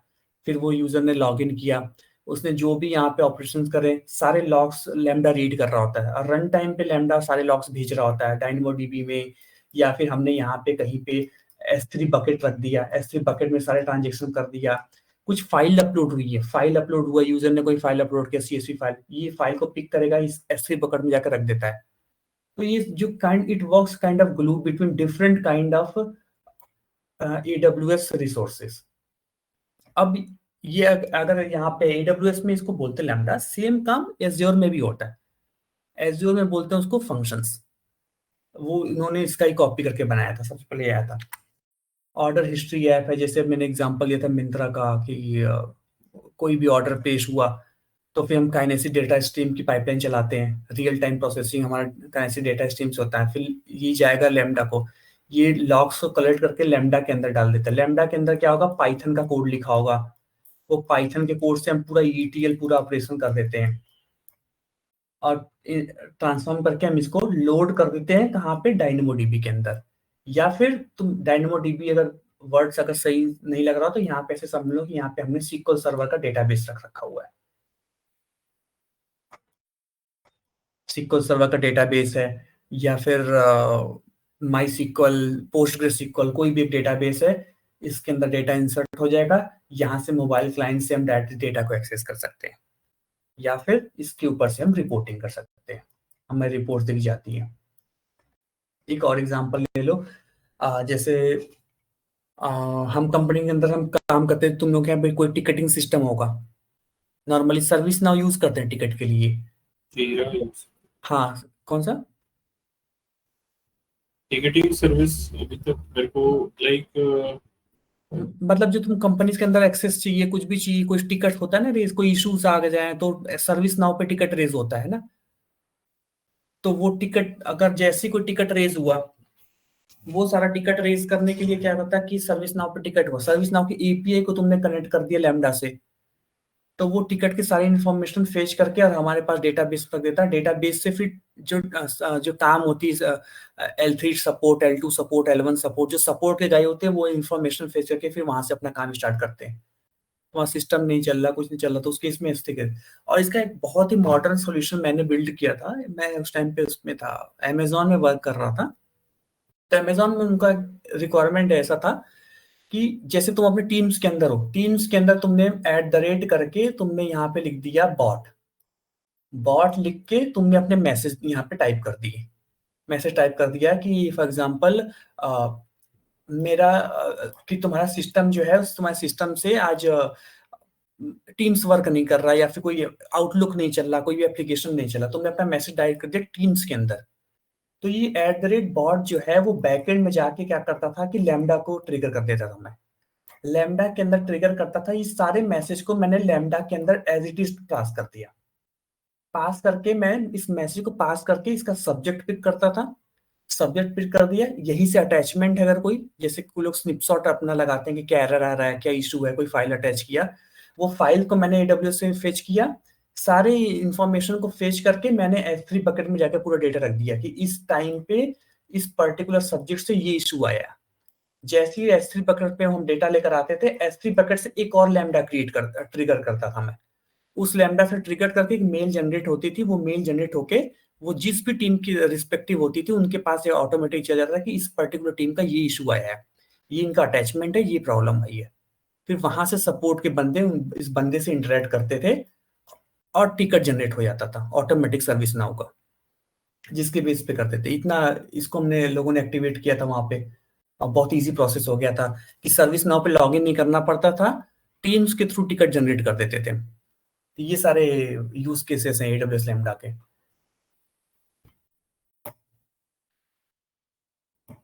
प्रैक्टिकली एक बार लैम्डा में क्रिएट करता हूँ और दिखाता हूँ कि कैसे, कितना इजी हो सकता है क्लाउड के अंदर किसी भी कोड को एग्जीक्यूट करना।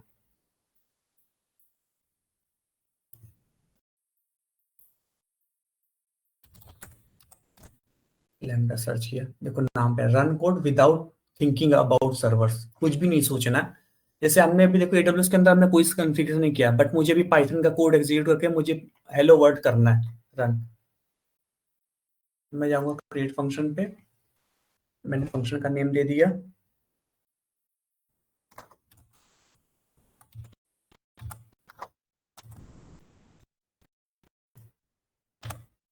रन टाइम मैंने चूज कर लिया पाइथन। देखो options, Ruby, Linux, Java, dot net, even dot net के कोड भी एग्जीक्यूट हो जाते हैं इसके अंदर। गोलैंग का ऑप्शन हटा दे, पहले गोलैंग, सब गो लैंग्वेज भी चलता था।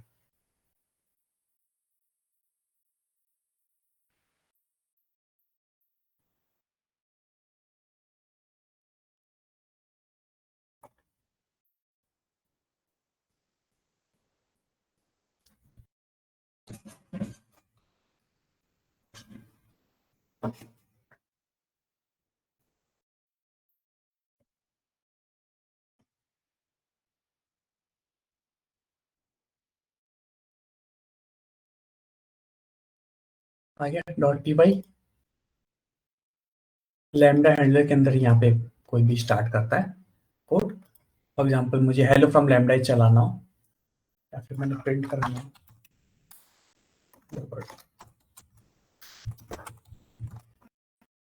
जैसे हम पाइथन के अंदर पूरा कोई भी तुम्हें फंक्शन क्रिएट करना हो तो जैसे डेफ करके कोई फंक्शन क्रिएट कर सकते हो, तो इसने पर अपना ऑटोमेटिक दे दिया, इसके अंदर भी आइडिया है।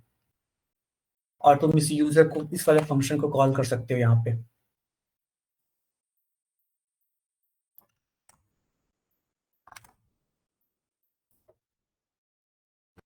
ऐसे ऐसे करके हम इससे कोड करते हैं। एंट्री पॉइंट क्या होता है? एंट्री पॉइंट हमेशा लैम्डा हैंडलर होता है। इसको किया मैंने, इसको डिप्लॉय कर दिया। अब मैं इसको करूंगा टेस्ट। सक्सेसफुल अपडेट हो गया। टेस्ट क्लिक करा हमने, नया टेस्ट इवेंट हमने डाल दिया कुछ भी। टेस्ट, यहाँ से हम पैरामीटर पास करते हैं। हमारे पास कोई पैरामीटर है नहीं, तो हटा दो, सेव करो और इन्वोक करो। आई होते ना,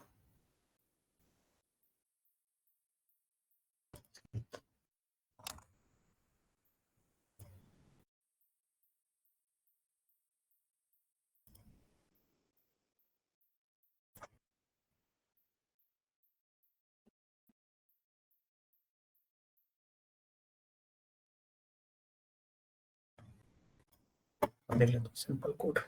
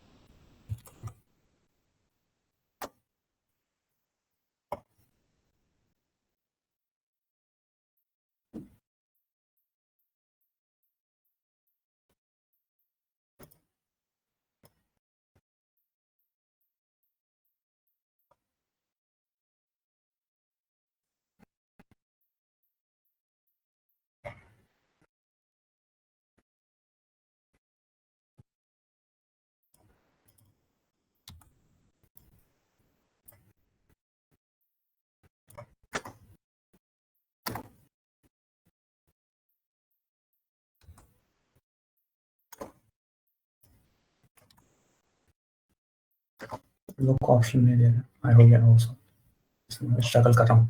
ठीक है, मैंने यहाँ से इसको इन्वोक कर दिया, टेस्टिंग हो गया, हेलो वर्ल्ड लिख के प्रिंट आ गया। इतना इजी होता है। अब जैसे मैंने इसको डिप्लॉय कर दिया, अब मान लो कि यहाँ पे मैंने हेलो वर्ल्ड ना लिख के यहाँ पे कोई बहुत अपना ईटीएल का कोई प्रोसेस हो रहा होता है, जहाँ पे हम डेटा को एक्सट्रैक्ट कर रहे होते हैं, ट्रांसफॉर्म डेटा फ्रेम को ज्वाइन कर रहे होते हैं, और मुझे इसको करना है यूज S3 के साथ। हमारा ये S3 का बकेट है।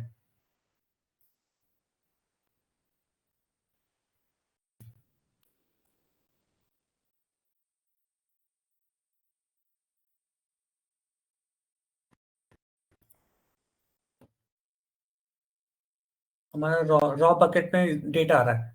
अब मैंने क्या किया कि रॉ बकेट के अंदर जाके मैं यहाँ से प्रॉपर्टीज में मैं असाइन कर सकता हूँ कि यहाँ से ऑटोमेटिकली जो मैंने लैम्डा क्रिएट किया वो ट्रिगर हो जाए जब भी यहाँ पे कोई नई फाइल्स आए। तो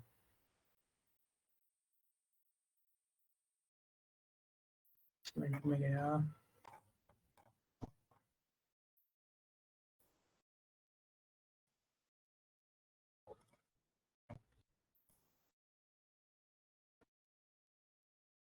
इवेंट नोटिफिकेशन पे गया मैं, हेलो वर्ल्ड का कोड मैंने एग्जीक्यूट कर दिया।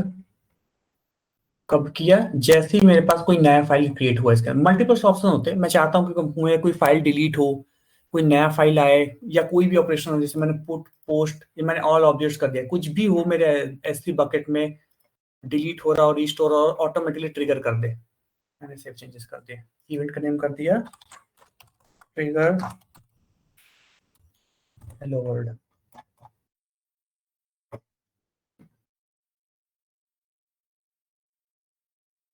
हो गया। अब मैं इसके अंदर कोई फाइल अपलोड करता हूँ। फॉर एग्जाम्पल ये हमारा लॉगिन था।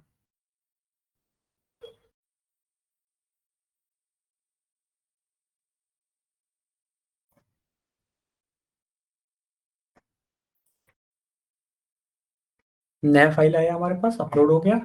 अब ये लैम्डा है, वो पीछे ट्रिगर हो गया होगा।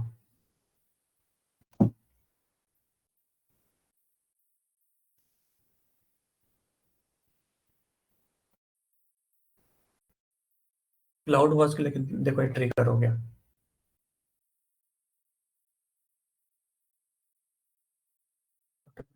अपने आप कोई स्टार्ट हुआ है, अपने आप इनिशिएट हो गया है, वहां पे फाइल आई है।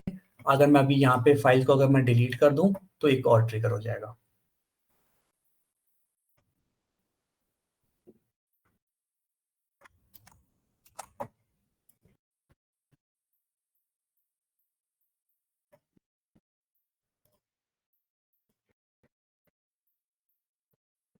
तो वेट करते हैं, 1-2 मिनट लगेगा, 1-2 मिनट में यहाँ पे ट्रिगर होकर लॉग स्ट्रीम पे आ जाएगा नेक्स्ट ट्रिगर। इसके अंदर यहाँ देखो यहाँ से वापस स्टार्ट हो गया, यहाँ पे एंड हो गया था, वापस स्टार्ट होकर एंड हो गया। यही से हम लॉग्स भी देख सकते हैं, स्टार्ट हुआ तो क्या हुआ है, इसी लॉग होता है, तो कोई एरर आता है तो ये भी दिख जाता है। तो ये वे होता है लैम्डा को यूज करने का। अब मैं इसके आता हूँ हमारे लिए डेटा इंजीनियरिंग के पॉइंट ऑफ व्यू से कितना इंपॉर्टेंट होता है और इसको हम कैसे एक्सप्लेन करते हैं अपने प्रैक्टिकल जब हम इंटरव्यूज में आते हैं। तो हम ये बोलते हैं कि हमारे पास हमारी कंपनी में इवेंट बेस्ड ट्रिगर था, हम जिसके लिए लैम्डा यूज करते थे। हमारे पास जैसी हमारे S3 बकेट के रॉ फोल्डर में फाइल आती थी, हमने अपने रॉ फोल्डर को शेयर किया था यूजर के साथ। तो यूजर वहां पे फाइल अपलोड कर देते थे एक पर्टिकुलर टाइम पे, जैसे कोई नया मेटा डेटा का फाइल आया, कोई नया यूजर ने कोई नया फाइल क्रिएट किया, कुछ भी हुआ, वो सीधा सीधा अपने SFTP पे अपलोड कर देते। जैसे वो अपलोड करते थे, हमारे पास फोल्डर के अंदर जैसी फाइल आती थी, ऑटोमेटिकली लैम्डा ट्रिगर हो जाता था। लैम्डा ट्रिगर होता था, हम उस फाइल को रीड करते थे, फाइल को रीड करके उससे हम उसको कन्वर्ट करते थे एक स्ट्रक्चर्ड फॉर्मेट में, रोज एंड कॉलम्स में। उसको कन्वर्ट करके हमारे पीछे डेटा बेसिस यूज करते थे, पोस्टग्रे का डेटाबेस था, उस पोस्टग्रे के अंदर डेटाबेस में डेटा को इंसर्ट कर देते थे और फिर वहां से हमारी रिपोर्टिंग टीम उस टेबल को यूज करके अपनी रिपोर्टिंग करती थी, पावर BI टीम को रिपोर्ट करती थी। ये एक यूज केस होता था जो नॉर्मली बताते हैं। और एडवांस में बताना होता है तो हम क्या बोलते हैं कि हमारे कंपनी का इंटरनल पोर्टल है जहां से वो मेटा डेटा मैनेज करती है। मेटा डेटा मतलब कोई मास्टर डेटा काइंड ऑफ, जैसे हमारे पास कोई नया कस्टमर क्रिएट हुआ, नया कस्टमर हमारे कंपनी से जुड़ा, तो वो क्या करते हैं, कंपनी अपने UI से जो हमने UI उनको दिया वहां पर जाकर उस कंप्लीट उस कस्टमर का इंफॉर्मेशन फिल कर देती है। जैसे वो इंफॉर्मेशन फिल होता है, वो जैसे सबमिट पे क्लिक करते हैं, सबमिट बटन पे लैम्डा फंक्शन हमने ट्रिगर किया हुआ है। वो लैम्डा फंक्शन कस्टमर का पूरा इंफॉर्मेशन फिल करता है, जो हमारी डायमेंशन टेबल हमने क्रिएट करी है रिपोर्टिंग के लिए। कस्टमर की डिम कस्टमर जो डायमेंशन टेबल है, उस कस्टमर के टेबल के अंदर उसका इंफॉर्मेशन अवेलेबल हो जाता है। फिर वो रिपोर्टिंग, जो पावर BI की रिपोर्टिंग टीम होती है, वो उस रिपोर्टिंग के लिए उसको यूज कर सकते हैं। ये दो हम यूज केसेस नॉर्मली बताते हैं इंटरव्यूज के लिए। यहाँ तक कोई कंफ्यूजन? ये जो लैम्डा है आपने पढ़ा है, यहीं पे स्पार्क की कोड भी लिखना पड़ेगा क्या? यहाँ पे नहीं, सिर्फ इवेंट पर्टिकुलर जो मेरे को लाइक कोई भी फंक्शन एग्जीक्यूट करना है, यहाँ पे नहीं यार, देखो मैं क्रिएट इसके अंदर किस टाइप की कोड लिखते हैं, देखो ये कोड लिखते हैं, इसके अंदर स्पार्क नहीं होता। ये .NET पे चलता है, जावा पे चलता है, Node.js, ये पाइथन पे चलता है, रूबी पे चलता है, लिनक्स पे। इसके अंदर स्पार्क नहीं चलता। स्पार्क हम हमेशा यूज करते हैं, क्या मैंने बताया था अभी, EC2 इंस्टेंस जो हमने बताया था, EC2 के ऊपर चलता है EMR के अंदर स्पार्क चलता है, या फिर ग्लू के अंदर स्पार्क चलता है। Lambda is just for executing kind of Python code at run time, जिसके अंदर हमें सर्वर का टेंशन ना हो। बट स्पार्क क्या होता है, वो हैवी बिग डेटा के लिए यूज होता है ना, उसके पीछे तुम्हें क्लस्टर चाहिए, सर्वर चाहिए, क्लस्टर मल्टीपल नोड्स चाहिए होते हैं, तो वो काम यहाँ पे नहीं होता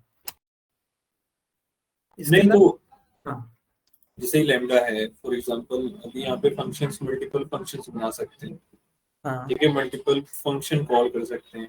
अब फॉर हाँ एग्जांपल यूजर ने लाइक कोई भी फाइल अपलोड करी, हाँ सो लैम्डा उसको S3 में जाके लाइक S3 में करी है, तो लैम्डा फिर इंटरनली बस लॉग फाइल के लिए है कि कुछ उसकी अदर अदर फंक्शनैलिटी भी है? अब लैम्डा के अंदर हम कोड चला रहे हैं ना, कोड मतलब पाइथन। अब पाइथन से तुम क्या क्या कर सकते हो, ऐसे सोचो। पाइथन से तो तुम कुछ भी कर सकते हो ना, फाइल को ओपन कर सकते हो, रीड कर सकते हो, कॉलम्स क्रिएट कर सकते हो, डिलीट कर सकते हो, नल वैल्यू हैंडल कर सकते हो, लूप चला सकते हो। तो पूरा लैंग्वेज है ना पीछे। तो लैम्डा तो एक प्लेटफॉर्म है, बट अल्टीमेटली तुम्हारे पीछे पावर तो पाइथन कोड का है। पाइथन में तुम जो कोड लिख दोगे वो तुम इसके अंदर पांडास इंपोर्ट करो, तुम पांडास से डेटा फ्रेम क्रिएट करके जॉइन लगा के और एक फाइल क्रिएट कर दो, पार्के फाइल क्रिएट कर दो डेटा को रीड करके।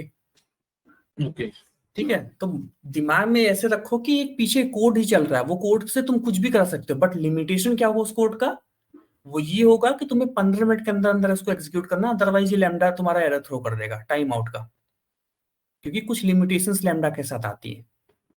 ठीक है, दूसरा लिमिटेशन क्या है कि वो फाइल साइज बड़ा नहीं है। ऐसा नहीं कि तुम 4 टेराबाइट की फाइल रीड करने लगे लैम्डा के अंदर, वहां पे एरर थ्रो कर देगा आउट ऑफ मेमोरी। ठीक है, ये सब चीजें तुम लैम्डा में नहीं कर सकते। बट हाँ, पूरा हर वो काम कर सकते हो जो एक नॉर्मल स्पार्क के अंदर भी करते हो, बट छोटे लेवल। ठीक है। तो बेसिकली अपन लैम्डा में करेंगे क्या, डेटा इंजीनियरिंग में लैम्डा का क्या यूज केस रहेगा? जैसे मैंने बताया कि यूज केस ये है कि तुम्हारे पास फाइल आ रहा है और डेटा इंजीनियरिंग में फाइल को हम रीड करके और ट्रांसफॉर्मेशन करते हैं, Okay. है ना। तो वो वो कंप्लीट तो पाइस पार्क में कर रहे हैं ना। पाइस पार्क में बिग डेटा पे होता है ना। अगर मान लो फाइल, जैसे कि बिग डेटा वर्ड समझो, पाइस पार्क का मतलब बिग डेटा हो गया जब बहुत बड़ी फाइल आ रही है। मान लो फाइल आ रही है 10-10 GB की फाइल, 5, तुम्हारी जॉब्स चल रही है पीछे, 3-3 घंटे की जॉब्स चल रही हो, 1 TB का पूरा डेटा आ रहा हो।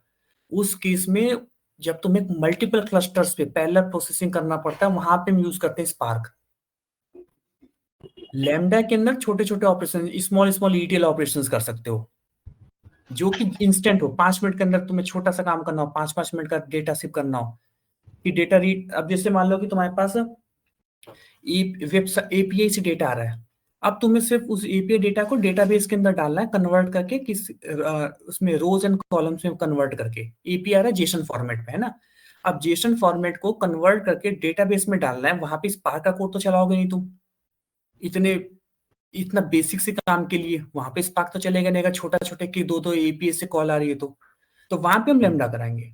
अगर वही जेसन फाइल 2 TB की आ जाएगी तो हम वहां पे स्पार्क चलाएंगे। अगर वही जेसन फाइल 10 KB की आ रही है तो वहां पे लैम्डा चलाएंगे। ये डिफरेंस होता है।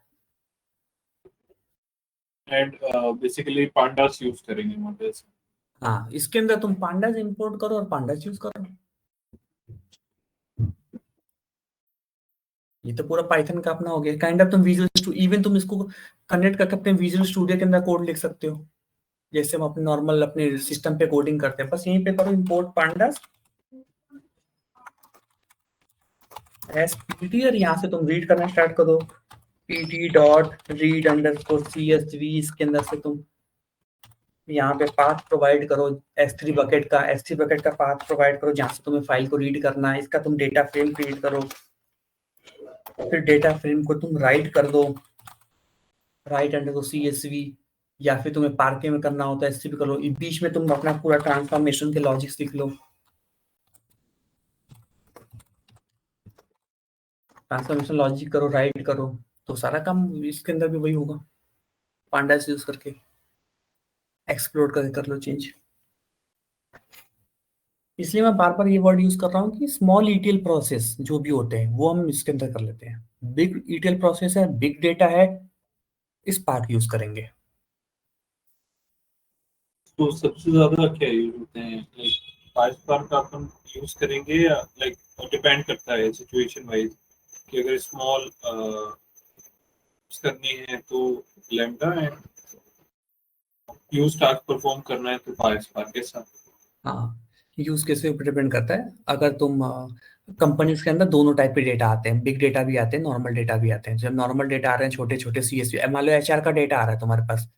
अब HR के डेटा में कोई बिग डेटा है ही नहीं, वो तो छोटा छोटा डेटा आता है कि एक दिन में 3 लोगों ने ज्वाइन किया, 2 लोगों ने छोड़ा। अब उसके लिए तुम पूरी स्पार्क की पाइपलाइन क्रिएट नहीं करोगे, वहां पे तुमने क्या किया, लैम्डा की पाइपलाइन बना दिया तुमने। तो HR डिपार्टमेंट के लिए लैम्डा की पाइपलाइन चल रही है, उसके अंदर ट्रांसफॉर्मेशन हो रहा है, वो डेटा तुम्हारे पास चला जा रहा है रिपोर्टिंग के लिए। तो यूज केस के ऊपर डिपेंड करता है। दो चीजों को तुम इंटरेक्ट कराना हो आपस में, जैसे मैंने एग्जांपल दिया था यहाँ पे।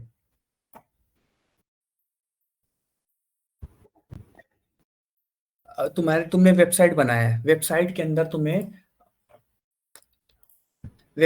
तुम्हें यूजर ऑथेंटिकेशन लगाना है। ऑथेंटिकेशन लगाना है कि तुम्हें ये चेक करना है कि यूजर ने लॉगिन किया कि नहीं किया सही से, उसका इसने यूजर आईडी पासवर्ड सही भेजा कि नहीं भेजा।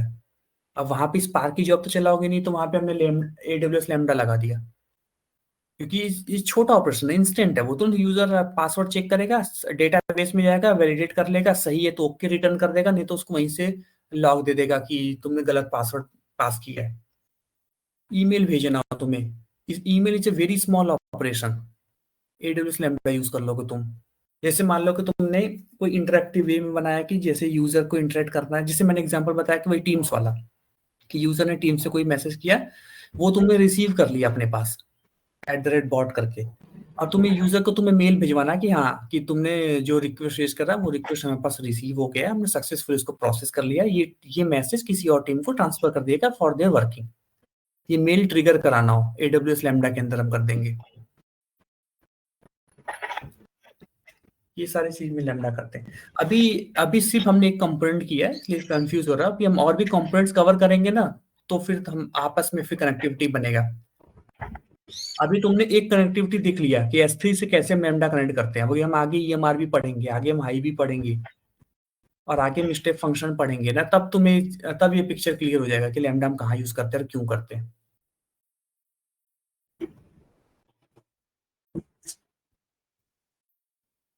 ठीक है करीना, कॉल पे चलिए।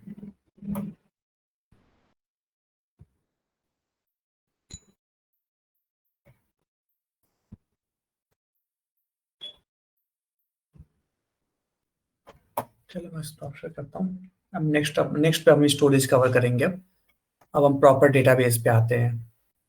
जैसे हमने डेटाबेस के अंदर जो डेटाबेसेस कवर करे थे, यूनिटी कैटलॉग कैसे हम टेबल्स क्रिएट करते हैं, अब सेम काम अगर हमें AWS के अंदर करना तो हम कैसे करेंगे, अब हम उसको कवर करेंगे। डेटाबेस होस्ट करना, यूज करना। इवन मैं तुम्हें बता दूंगा कि लैम्बडा के अंदर हम डेटाबेस क्वेरीज कैसे, तुम्हें SQL की क्वेरी चलानी हो लैम्बडा के अंदर तो कैसे चलाओगे, सब भी कवर कर लेंगे फिर आगे। तो ये नेक्स्ट लेक्चर में, हाँ नेक्स्ट लेक्चर में थोड़ा सा मैं डेटाबेस पे आऊंगा। तो सीक्वल कब करेंगे फिर? हाँ मैं आपका स्क्रीन शेयर करके तुम्हें दिखाता हूँ मैं क्या कहना चाहता हूँ। अभी अब क्या क्या पेंडिंग टॉपिक्स रह गए हैं, मतलब इम्पोर्टेंट में? मैंने ऐसे डिवाइड किया है कि पहले मैं स्टोरेज कवर कर दूंगा, जिसके हमने कर दिया स्टोरेज का। अब मैं नेक्स्ट पे कवर करूंगा डेटाबेसेस का, और उसके बाद डेटाबेस के बाद अभी तो मैंने ये EC2 और ये हमने कर दिया लैम्बडा का। फिर अब हमें बहुत इंपॉर्टेंट टॉपिक है, वो है ग्लू का, एनालिटिक्स का। और साथ में जब हम EMR करेंगे, क्योंकि अभी स्पार्क आप लोगों को पढ़ना है ना, क्योंकि स्पार्क तो पता चल गया, बट AWS के अंदर स्पार्क कैसे चलता है वो हमें कवर करना पड़ेगा, तो इसके लिए भी करेंगे। तो मैंने 3 क्लास में कुछ ऐसे बनाया है कवर करने का। पहले हमारा बेसिक स्टोरेज है कंप्यूटर का, जो कि मैंने ये सारा कवर कर दिया। नेक्स्ट क्लासेस पे जो मेरा एम है वो ये सारा कुछ कवर करने का, DynamoDB, RDS, redshift, glue, एथीना, EMR, kinesis. जब ये क्लियर हो जाएगा, जब ये दोनों क्लास पे कवर हो जाएगा, फिर तब तुम्हें दिमाग में आने लगेगा कि AWS के अंदर डेटा इंजीनियरिंग कैसे चलता है, क्योंकि ग्लू से ही पता चल जाएगा, ग्लू के अंदर स्पार्क चलता है जब। में और स्नोफ्लेक डेटाबेस में ही आएगा ना? हाँ स्नोफ्लेक भी डेटा वेयरहाउसिंग है, और रेडशिफ्ट काइंड ऑफ स्नोफ्लेक ही है। जब रेडशिफ्ट बताऊंगा तो उस टाइम पे मैं स्नोफ्लेक का रेफरेंस लेके बताऊंगा।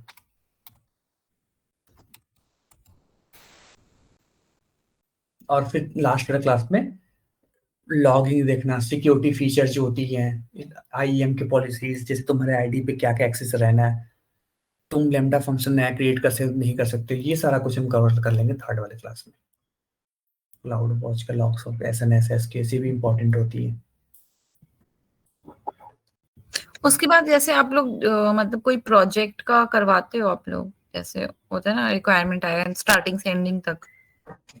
हाँ तो स्टार्टिंग से एंडिंग जो हमने प्रोजेक्ट अभी डेटाबेस में बनाया था, उसके अंदर 3 लेयर बनाया था ना हमने डेटा रीड करने का रॉ, सेम हम इसके अंदर बना देंगे AWS के अंदर कैसे चलता है।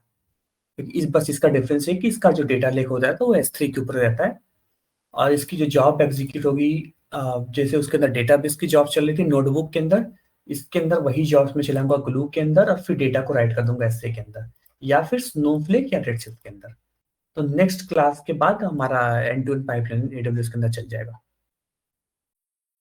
ठीक है, बट सीक्वल भी आप नेक्स्ट क्लास में देखना करवा दो, मतलब 2 क्लास तो लगेगा ही सीक्वल के लिए आई गेस। तो तुम ये कह रही हो कि इस वाले डेटाबेस से पहले मैं SQL पढ़ा दूं? हाँ जी ठीक, चलो मैं SQL पढ़ा दूंगा फिर नेक्स्ट क्लास में। ठीक है, thank you, bye bye. Bye. मानो कोई कंफ्यूजन होगा ना तो मुझे रीच आउट कर लेना। अभी तुम थोड़ा कंफ्यूज हो रहे हो क्योंकि टर्मिनोलॉजी नहीं है, तुम कभी भी रीच आउट कर लेना, मैं एक बार कनेक्ट कर लूंगा तुमसे बीच में। जब तुम पढ़ने बैठो कोई भी इशू में मुझे मैसेज कर लेना, 10-15 मिनट के लिए हम कॉल पे कनेक्ट कर लेंगे, या जैसे भी जूम पे कनेक्ट कर लेंगे, मैं समझा दूंगा तुम्हें। ठीक है ठीक है ठीक है। हाँ बट अपने माइंड में बैकएंड में बस इतना तुम याद रखना कि हमारा फोकस 3 चीज पे है, ETL पे, जो मैं बार बार रिपीट करता हूँ। क्यों मैं बार बार रिपीट करता हूँ? क्योंकि इंटरव्यूज पे जाओगे ना, तो जितने भी तुम आंसर दोगे तुम्हारे दिमाग में ये 3 वर्ड घूमने चाहिए: एक्सट्रैक्शन, ट्रांसफॉर्मेशन, लोड। वो ट्रांसफॉर्मेशन 10 वे में कर सकते हैं। ग्लू पे भी कर सकते हैं, लैम्डा में भी कर रहे हैं, डेटाबेस के अंदर भी हमने किया है, एज़्योर में भी कर रहे हैं। हर किसी का क्या एडवांटेज डिसएडवांटेज है, हम उसके बेस पे चूज करते हैं, मतलब यूज केस के ऊपर चूज करते हैं। ठीक है, जब तुम आंसर दोगे ना इंटरव्यू में, तो तुम्हें हमेशा देखना पड़ेगा कि वो किस टाइप का डेटा हमें दे रहा है, यूज केस क्या है। अगर वो कह रहा है 1 टेराबाइट है, तो आंख बंद करके तुम स्पार्क पकड़ लेना वहां पे, सोचना ही नहीं लेमडा के बारे में, किसी भी चीज के बारे में। अगर वो छोटे छोटे ऑपरेशंस बोल रहा है कि हमारे पास सिर्फ 1 फाइल आ रही है, 2 फाइल आ रही है, तो आंख बंद करके तुम्हें लेमडा पकड़ लेना है, फिर स्पार्क के बारे में नहीं सोचना, क्योंकि तुम्हें वहां पे ना क्लस्टर चाहिए ना सर्वर चाहिए कुछ भी। ठीक है, ये डिफरेंस होता है। ओके, ठीक है, वो तो प्रैक्टिस करूंगा तो चीजें क्लियर होंगी। हाँ ठीक है भाई, चलो बाय। ठीक है, थैंक यू। ओके।